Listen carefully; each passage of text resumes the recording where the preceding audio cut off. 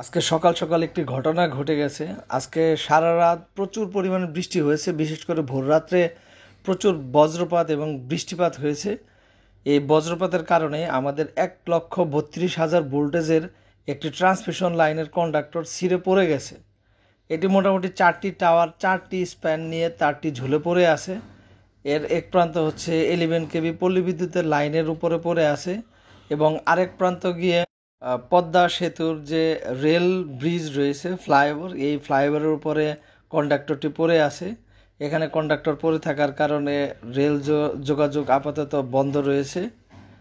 এই কন্ডাক্টরটি মোটামুটি হচ্ছে পরপর 4টি টাওয়ার থেকে খুলে ছিঁড়ে পড়ে গেছে নিচে।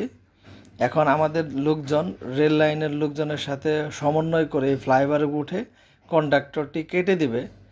এই ফ্লাইওভারে ওঠার নির্দিষ্ট সিঁড়ি রয়েছে, যেটি সবসময় লক করা থাকে এবং রেল লাইনের লোক ছাড়া কেউ খুলতে পারে না।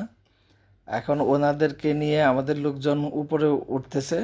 উপরে ওঠার সাথে সাথে এই কন্ডাক্টরটি কেটে দিবে। ওই যে দেখতে পাচ্ছেন, ওই টাওয়ার থেকে মূলত এই টাওয়ার পর্যন্ত এটা তারটি ছিঁড়ে ফ্লাইওভারে পড়ে আসে। ওই যে আমাদের লোকজন অলরেডি উঠে গেছে, হ্যাকসো ব্লেড দিয়ে এই তারটি কাটার চেষ্টা করছে।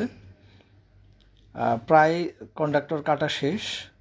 এই যে নিচে ফেলে দিয়েছে যে কন্ডাক্টরটি, এটি সেই কন্ডাক্টর। আমি হাত দিয়ে ধরে দেখাচ্ছি, দেখেন কি পরিমাণ মোটা এবং ভারী। এই কন্ডাক্টরটি ছিঁড়ে পড়ে গেছে। এখন আমরা রেলওয়েকে ক্লিয়ারেন্স দিয়ে দিয়েছি। আমাদের কন্ডাক্টরের কারণে যে ট্রেনটি বন্ধ করে রাখা হয়েছিল গ্যান্ডারি স্টেশনে, এখন ছেড়ে দেওয়া হবে।